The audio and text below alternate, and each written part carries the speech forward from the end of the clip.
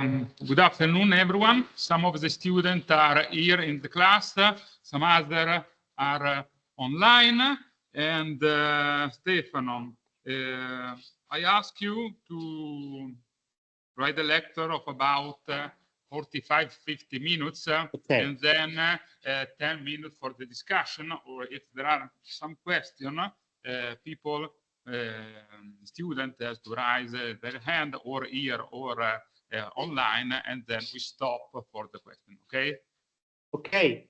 Thank you very much, Lucio. I will stay in 45 minutes.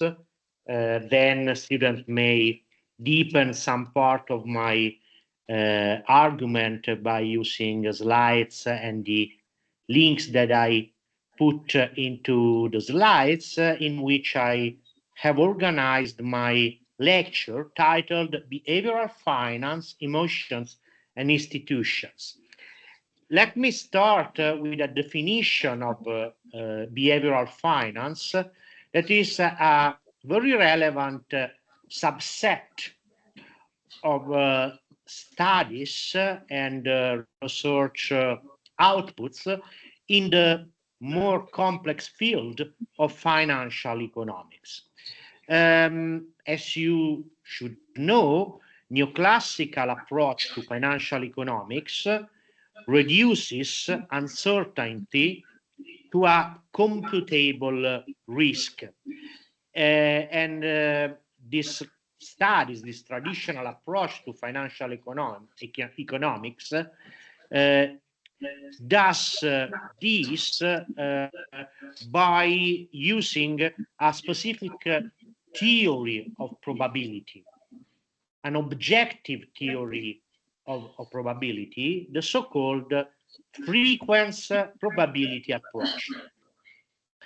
And as you know, in this traditional approach to financial economics, there's a correspondence between risk and yields related to a financial asset, to a, if you prefer, to a stocks.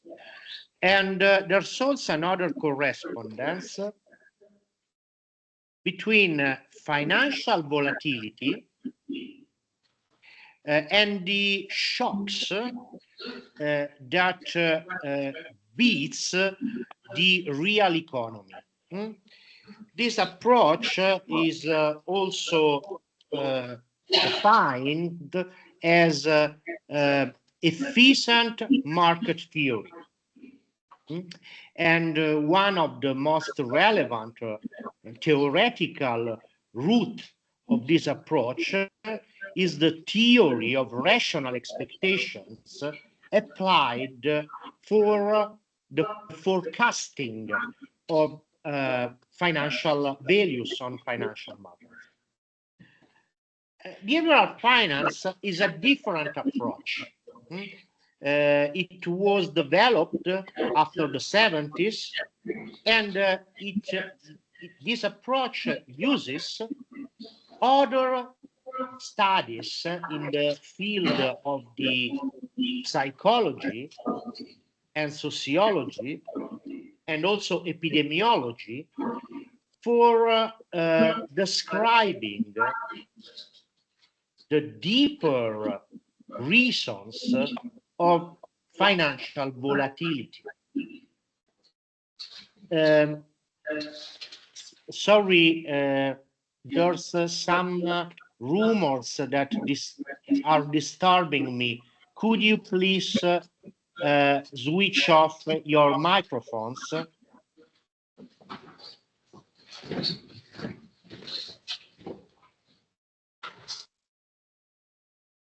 Okay, thank you very much. Could you hear me? Okay, so if you need to interrupt me, you may switch on your microphone, and in this way, I may explain you better the lecture. Thank you very much. Now it is a good sound for me. So as I said, behavioral finance is a different approach. This approach was born exactly for the unsatisfactory way to explain financial volatility that was at the core of the traditional approach to financial economics, the efficient market theory. So, as Schiller wrote in his famous paper in Journal of Economic Perspectives, published in winter 2003, behavioral finance is based on the study of the behavior of investors in situations of uncertainty that lead the subject to make incorrect and not always rational choices. Here, you may see a very relevant graph that you may find not only in the Journal of Economic Perspectives papers, but also in the Nobel lecture that Robert Schiller did in 2013 when he was awarded with the Nobel Prize. What this figure describes,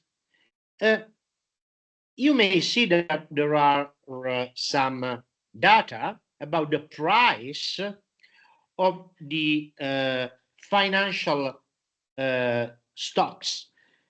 If you compute for each year since 1871, the present value subsequent to that year of the real dividends paid on the Standard & Poor's composite stock price index and discounted by a constant real discount rate that you may describe by using this red dotted line. If you try to compute the trend of the actual stock price that you may see in this blue line, you do not obtain the same trend. There's big differences between the trend of the blue line and the trend of the dotted red line. So what we may conclude that we find that the present value behaves like a stable trend, and in contrast, the Standard & Poor's composite stock price index gyrates wildly. It is most volatile than the line that we may compute by following the efficient market theory approach. Then we cannot explain all the volatility in the actual stock market by using the price discounted with actual future interest rates, for example, or also by using another approach that is, in a sense, linked with the efficient market theory, that is the consumption discounted dividends, this other line. And if you use this other way to try to duplicate the trend of the actual stock price, you will obtain a result that is most negative than the one you may obtain by using the discount, the price discounted with actual future interest rate. This other approach was proposed, for example, by Robert Lucas at the end of the 70s, but in 1981, Grossman and Schiller produced a plot of that present value since 1881 using Standard & Poor's dividend data and using aggregate consumption data to compute the marginal rates of substitution as discount factors. And this plot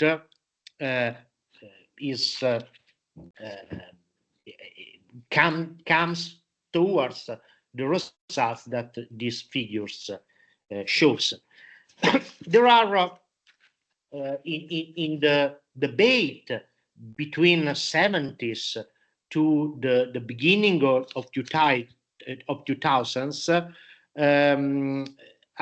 other attempts to maintain the relevance of the efficient market theory in order to demonstrate that this approach, the traditional one, could be a good explanation, a good simplification of the volatility in the financial markets. But every time some empirical studies, most of them with Robert Schiller as author, that shows the unsatisfaction related to these traditional results. So what we may conclude that there's a clear sense that the level of volatility of the overall stock market cannot be well explained with any variant of efficient markets model in which stock prices are formed by looking at the present discounted value of future returns. And as you should know, the present discounted value of future returns as a way to describe the actual stock price in financial markets is exactly the way to use the traditional approach to financial markets, the efficient market theory. Then, when we have the necessity to study the trend of the stock prices on financial markets, we cannot use the traditional approach. Let me quote a passage from the Nobel Prize lecture by Robert Schiller. He wrote, "I would say that speculative bubble is a peculiar kind of fad, of maniac, or social epidemic that is regularly seen in speculative markets, not a wild orgy of delusions, but a natural consequence of the principles of social psychology coupled with imperfect news and information channels." And what we may define bubble? Obviously, we cannot define bubbles, financial bubbles, as a result of a shock in the real economy. We need to go towards new disciplines, sociology, epidemiology, psychology, but as we will see, also anthropology, and also brain medicine. The bubble is defined in this perspective as a situation in which news information of price increases, spurs investor enthusiasm, which spreads by psychological contagion from person to person, in the process amplifying stories, narratives that might justify the price increase and bringing in a larger and larger class of investors who, despite doubts about the real value of investment, are drawn to it partly truth and view of other successes and partly truth, a gambler's excitement. So you need to put a merging between different scientific approach in order to consider in a specific scientific field the logics of emotions. An interesting empirical exercise that we may do, and that is proposed in a very interesting lecture of another critical economist of financial, of traditional financial theory, the French scholar André Orléans, is summarized in these slides.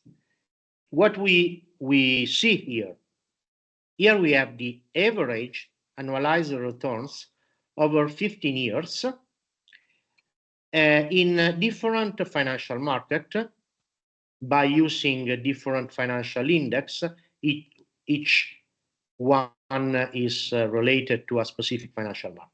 We have Europe, United Kingdom, USA, Germany, France, and Hong Kong. Here we have the financial index, and here we have the average annualized returns over 15 years in these markets. As you may see, here the average annualized returns over 15 years is positive. So we may conclude that on average there's a convenience in invest in financial markets in Europe and in other countries. And the difference between the yield in this market are not so relevant. We have from 8.19 in United Kingdom to 11.53 in Hong Kong. But if we miss the 10 best days in 15 years, first of all, we see that the average annualized returns decrease substantially. And if we missed the 20 best days, also the Q of this financial market records average annualized returns that are very near to zero. And if we missed over 15 years, pay attention to the fact that here we have a very long historical series. If we miss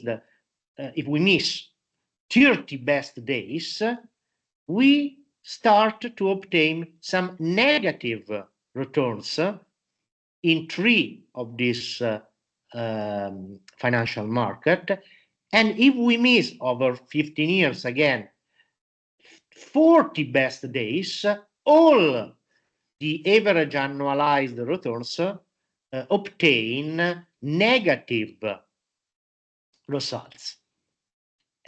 What does it mean? It means that over 15 years, we have big volatility in the totality of the financial markets that we have in this sample. And also, we may conclude that the average annualized returns over the 15 years depend on very specific moment that at first approximation are linked just with 40 best days. And another conclusion of this very simple empirical exercise is that excess volatility plus the fact that the successful strategy for obtaining returns on financial markets is bordered on 40 days over 15 years is also a proof that it is very difficult to plan a long-run returns strategy on financial markets. Another relevant note that we may do in order to justify the relevance of the behavioral finance is the fact that on financial market, demand of stocks, demand in financial assets, is not a well-behaved function. It is an increasing function. Why? Because it is led by the expectation of increasing prices. Why? Because the speculative motive on financial markets justifies, explains the strategy to buy a financial asset to a specific price with the hope, with the expectation that the demand on this specific financial asset will increase, then the price in which you may sell your financial asset will be higher than the price that you have when you booked the financial asset. And the difference between the selling price and the buying price is the possible capital gain that you may obtain. In this rational way to describe the behaviors of a big set of financial operators, you may justify, you may explain the reason because the demand on financial market is not generally a decreasing one, but an increasing one. When you expect that price will increase, then you will increase the quantity of financial assets you will demand for. There's a consequence of this, because if you are in a normal commodity market with a decreasing demand function, the equilibrium that you may obtain by the intersection between the demand and the supply will be a stable one. But when you have an equilibrium obtained by the intersection between an increasing demand and an increasing supply, then the feature of this equilibrium is instability. Okay. Now I would like introduce you a first set of results of models that represent important scientific results for the behavioral finance approach. This first set of results is named set of feedback models. And let me read the description of this kind of model. This is one of the oldest theories about financial markets expressed long ago in magazines, and is translated into academic word a price-to-price feedback theory. That it is not so far from the explanation of the behavior of speculative motive financial operators that I explained to you before. So when speculative prices go up, creating successes for some investors, this may attract public attention, promote word-of-mouth enthusiasm, and heighten expectation for further price increases. The talk attracts attention to new era theories and popular models that justify the price increases. And this process increases investors' demand and thus generates another round of price increases. If the feedback is not interrupted, it may produce exactly a speculative bubble in which high expectation for further price increases support very high current prices. Obviously, one of the consequences of these behaviors is also an increasing distance between the real value of the economic activity underlying the financial assets and the value of the financial assets. So the same feedback at one moment when the narrative changes and the magazine and the public introduces in the narrative the idea that the distance between the financial value and the real value is too much, may produce a negative bubble, downward price movements, propelling further downward price movements, promoting word-of-mouth pessimism until the market reaches an unsustainability situation. I don't know if Lucio Gobbi introduces in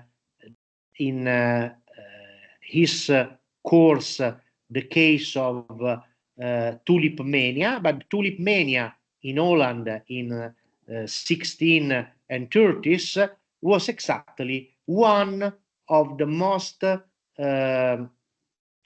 relevant case in which we may use the so-called feedback models to describe the process of speculative bubble and the burst of this speculation.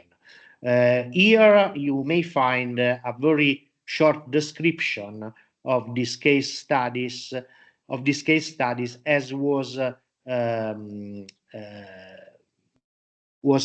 written in a very interesting little divulgative book, A Short History of Financial Euphoria, by the famous American economist, Keynesian economist, John Kenneth Galbraith. But the other step I would like to do before to present you what is the way in which this theoretical model may be mathematically organized, I want also just show you that the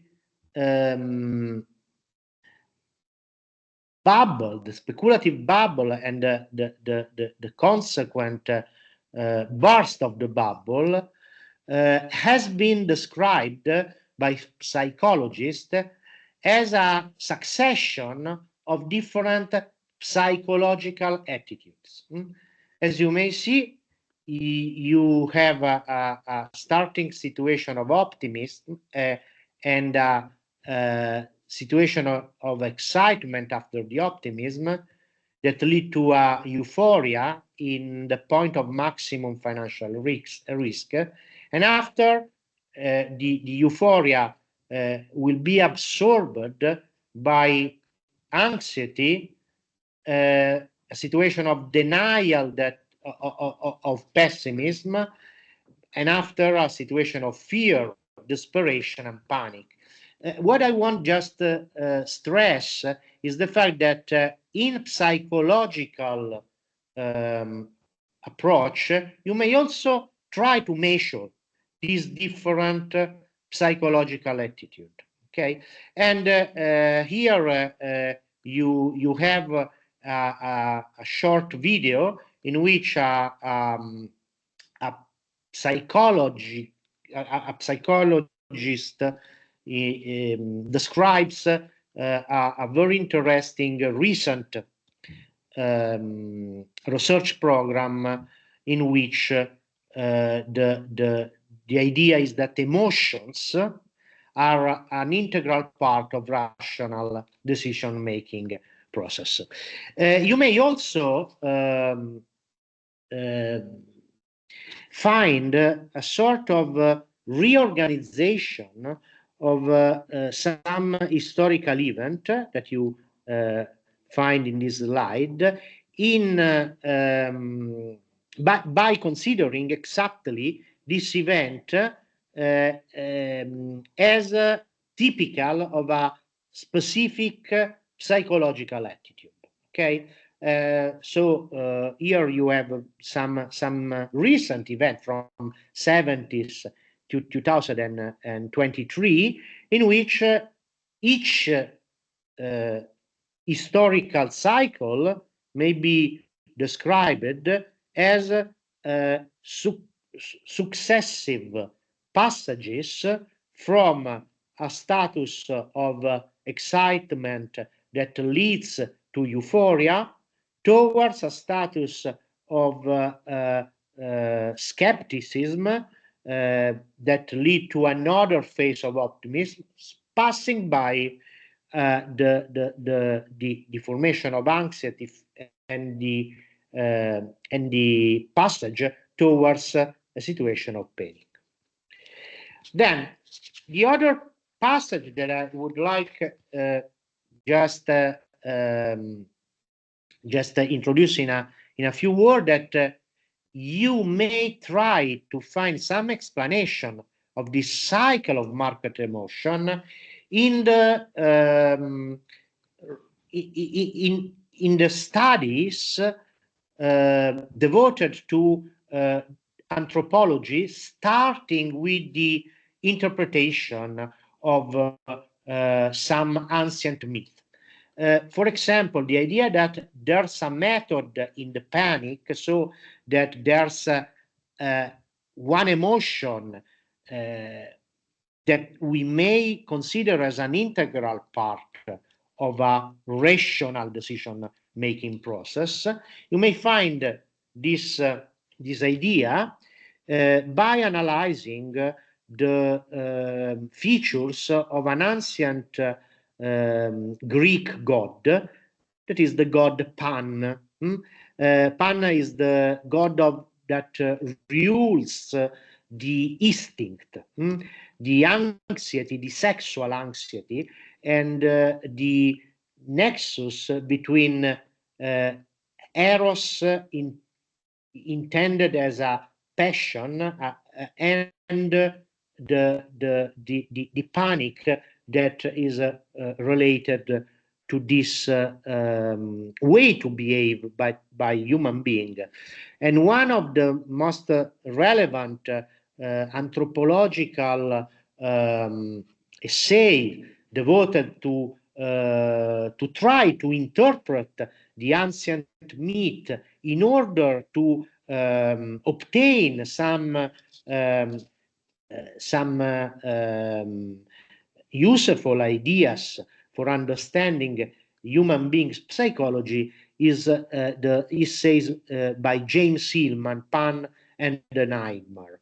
When James Hillman wrote that this ancient god represents instant gratification and living in the moment, and he also represented the price of the abandon, which is often heartbreak, regret, and loneliness. In a sense, this attitude that here is linked to the sexual instinct may be also compared with the financial speculative instinct.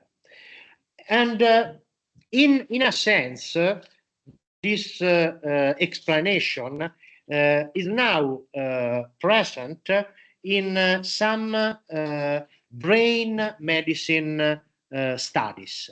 There's a very brief paper that I hear quoted that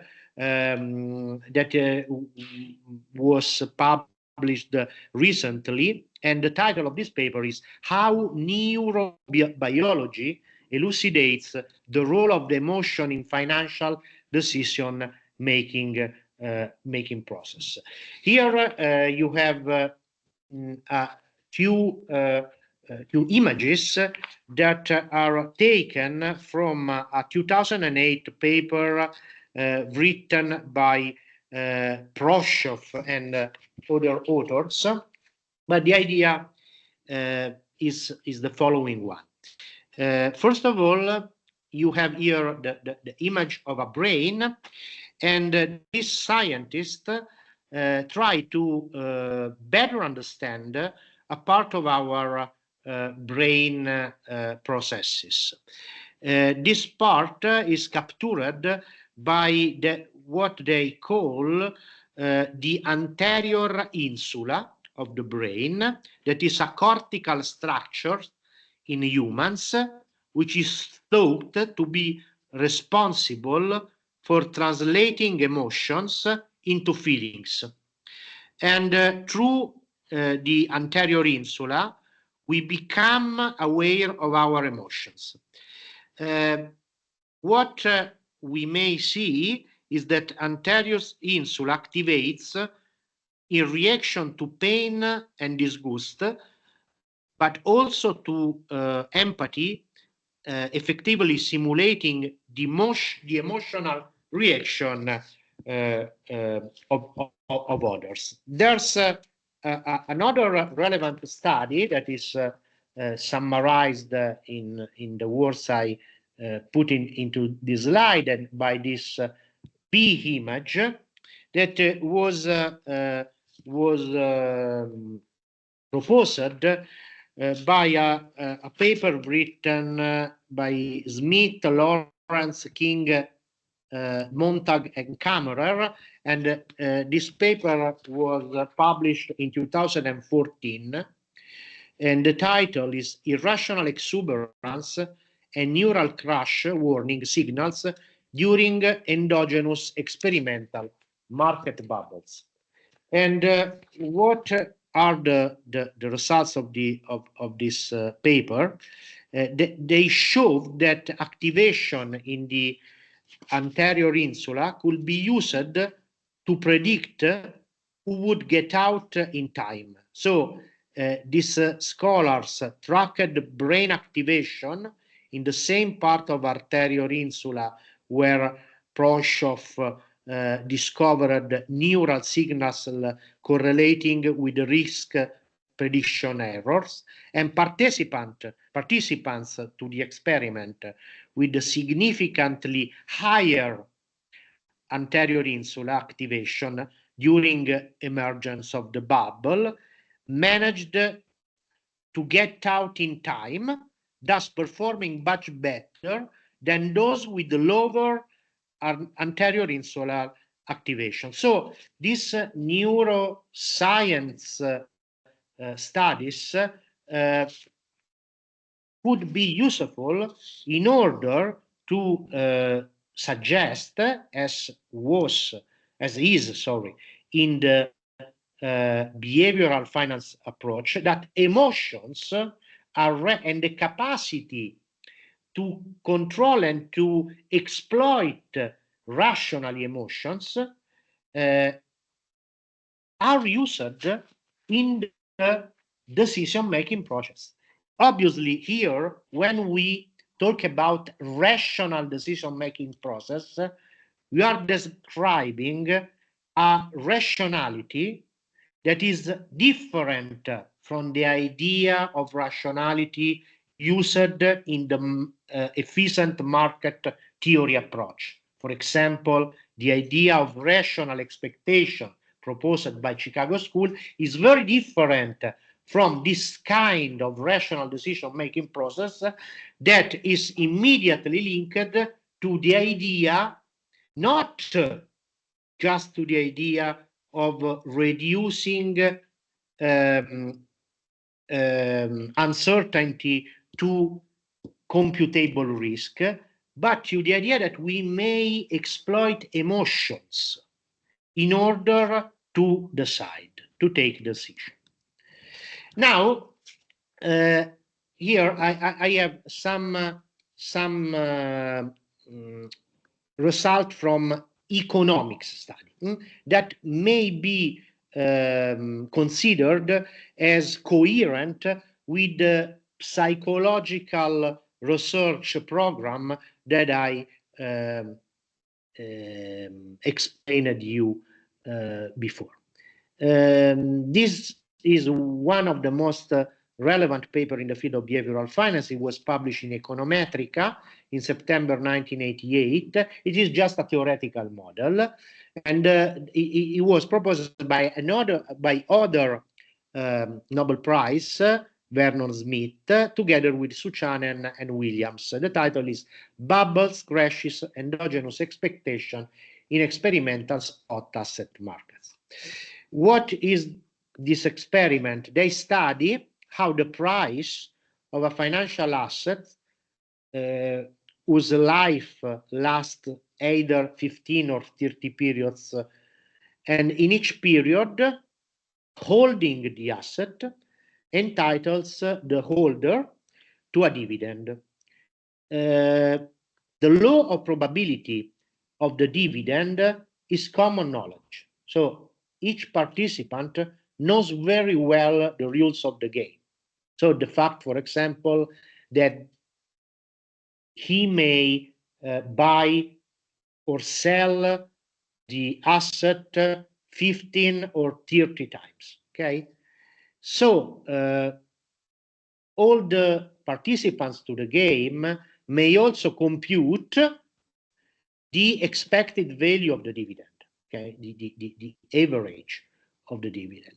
And the master of the experiment makes public also the fact that at the end of the game, at the end of the 15 periods or the 30 periods, the stock, the asset, will be bought back by the master at a specific value, and the value is B.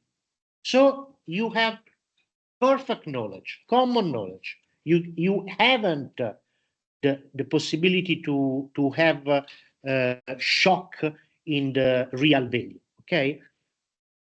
At each instant, the fundamental value of the considered financial stock depends on the number of periods left to play before the end of the game, and each participant may easily compute it by this formula.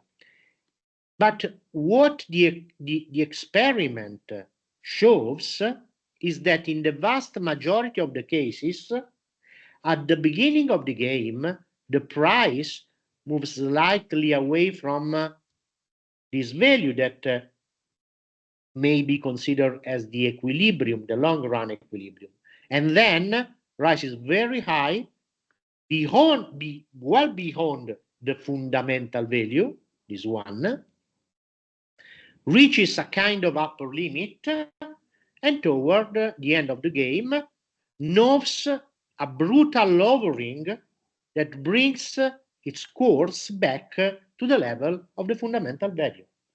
There is the succession of upward bubble followed by a burst with between the two phases a phase of flat calm. What is the conclusion of the authors of Smith and his co-authors? That even under common knowledge, under the most favorable condition, because here you have not uncertainty. Each uncertainty is actually transformed in a computable risk, as was in the efficient market theory of financial economics. Even under such favorable conditions, the emergence of a bubble is observed. Then again, emotions are the part of our explanation that we need to deepen in order to understand why we may encounter a speculative bubble also in the presence of perfect knowledge. So this experiment involves understanding why certain beliefs about future price development suddenly turn out to be favored in a group of agents. André Orléans uses this experiment also to sustain a very interesting theory that in my vision is not so far from the behavioral finance approach, but in the words by André Orléans should be considered as an alternative also to financial economics, not just traditional financial economics, that is named self-referential hypothesis. Anyway, now I would like to introduce you another subset of results inside the field of the behavioral finance, and this set of results may be grouped in smart money versus ordinary investors theoretical models. So the idea may be summarized by showing you the contents of another very famous paper in the field of behavioral finance. The paper was written by Bradford DeLong, Andrei Schleifer, Lawrence Summers, and Robert Waldman. And it was published in 1919 on the Journal of Political Economy. So they present a simple overlapping generations model of an asset market in which irrational noise traders with erroneous stochastic beliefs both affect prices and earn higher expected returns. The not predictability of noise traders' beliefs creates a risk in the price of the asset that deters rational arbitrators from aggressively betting against them. As a result, prices can diverge significantly from fundamental values, even in absence of fundamental risk. And bearing a disproportionate amount of risk that the most rational agents create enables noise traders, that are the agents that are not rational, to earn a higher expected return than rational investors do. And this model sheds light on a number of financial anomalies, including excess volatility of asset prices. Just to better explain you the idea, so we have the assumptions that investors are not fully rational. We have two sets of investors, the rational one and the not rational one. And the not rational one investors are named positive feedback traders that mimic the behavior of rational investors. And the other assumption is that arbitrage is risky. And in this situation, the market stops to be efficient. And it is exactly the contrary that the efficient market theory suggested. Why? Because in the efficient market theory approach, a traditional way to explain financial anomalies, the presence of rational investors and the presence of mimicking for not rational investors will produce the fact that the not rational investors in the long run will behave exactly as the rational investors. So the rational approach will dominate at the end in the long run. Now, the situation in this model is exactly the contrary. Why? Because the presence of rational agents is indeed destabilizing, since they, in order to maximize their gains in period 2, have the incentive in stimulating in the first period a mistaken valuation in the positive feedback traders.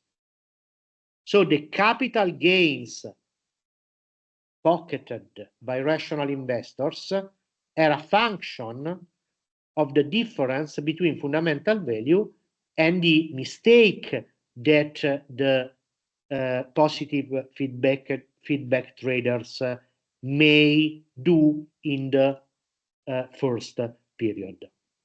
So, and again, I had here a conclusion that you may find in the paper written by André Orléans, this important French scholar, that is an expert of behavioral finance, but it is also, in a sense, an economist that would like to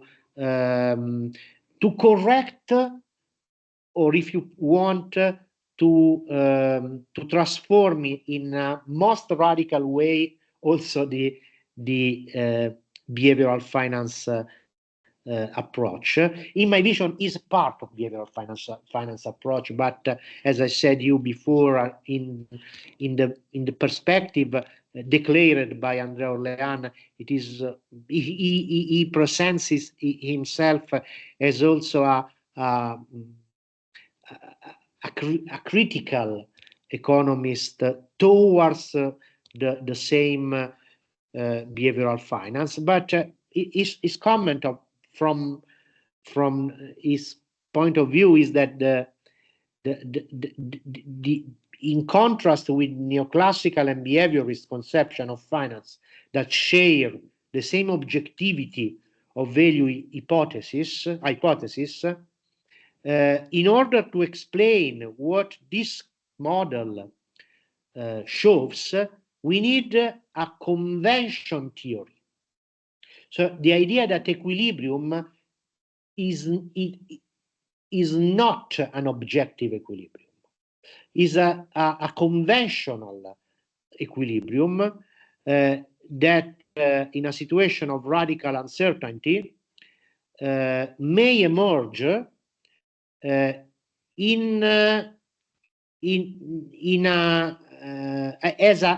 the end of a process of mediation of successive attempts by different agents. So the equilibrium and the value on financial market is always the result of a social construct based on collective beliefs, historically and spatially located.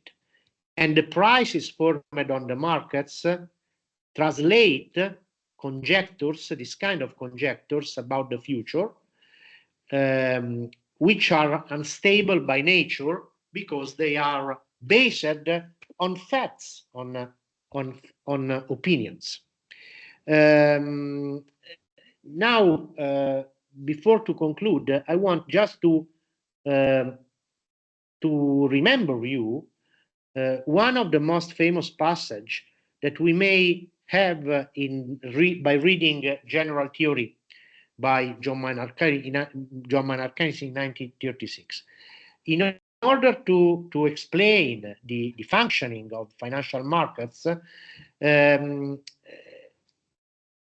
Keynes assumes that all agents are equally rational and also consider market opinion to determine profitable investment.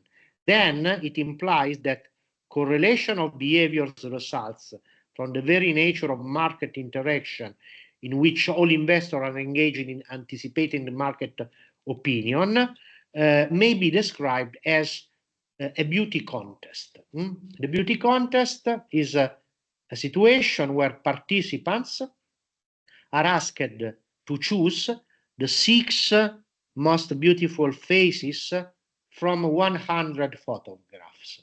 A prize will go to the contestant whose choices came closest to the average preference of all contestants in a group.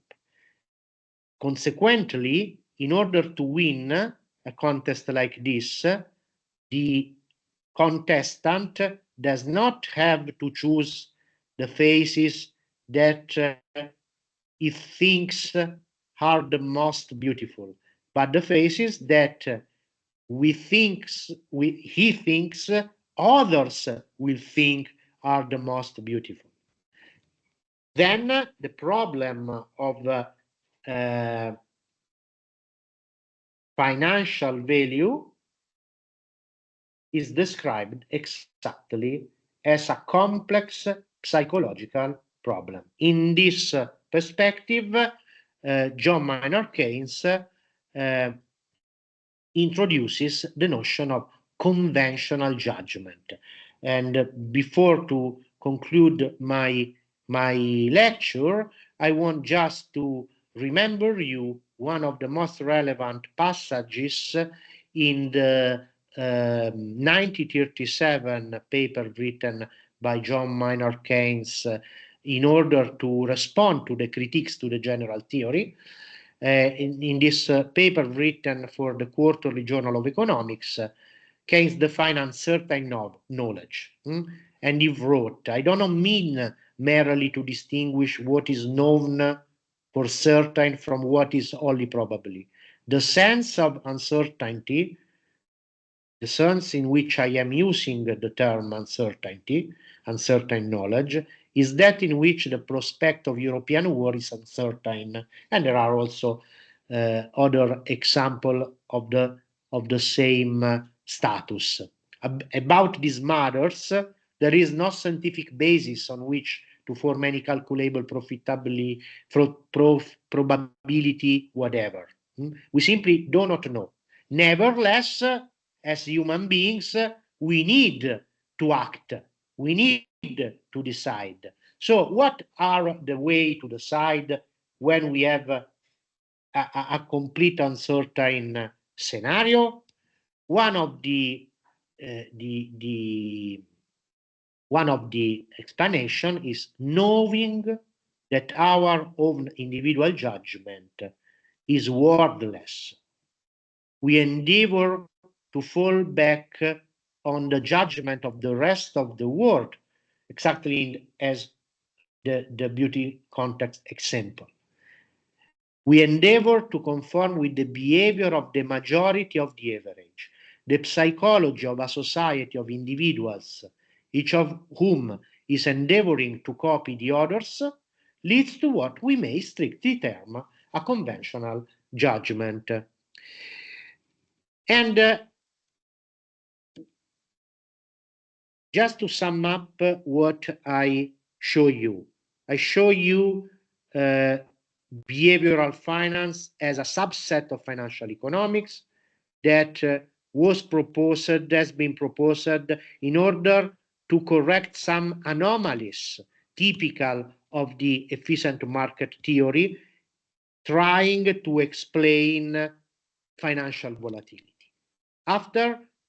By following the definition proposed by Robert Shiller, we see what are the most relevant results in the field of anthropology, sociology, psychology, and economics in order to explain the forming of bubbles and bursts in financial markets. And after, we are now proposing the idea that by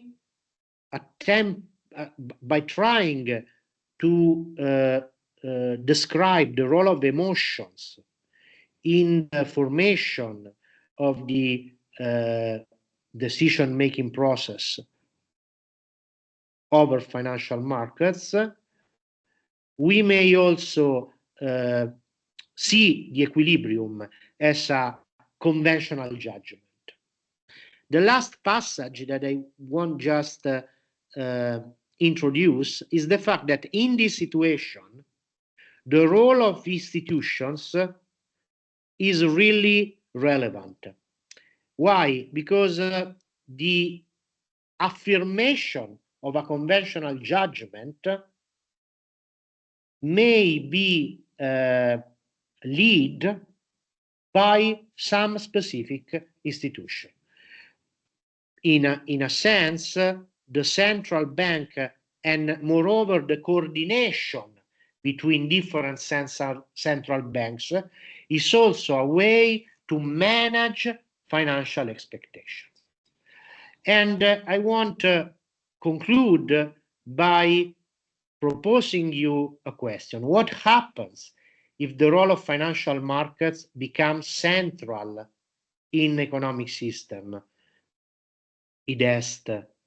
What happens if collective savings are drained from the stock exchanges or from the stock markets, and if the financing of the economy shifts from the banking sector to the stock market sector? In a financial capitalism, that is exactly the model that I'm describing by doing this question, the central bank is somehow forced to accommodate the demand for liquidity from gradually increasing debt position, and it happens that the money certified by the central bank has to support the reliance on publicly traded securities that were elected as near money, as derivative liquidity. This is exactly the institutional problems that we have when conventional judgment is not led by central bank and by the coordination of central bank, but is in a sense led by the irrationality that the markets introduce in their operations without the institution that may rules this way to interact. Thank you very much for your attention.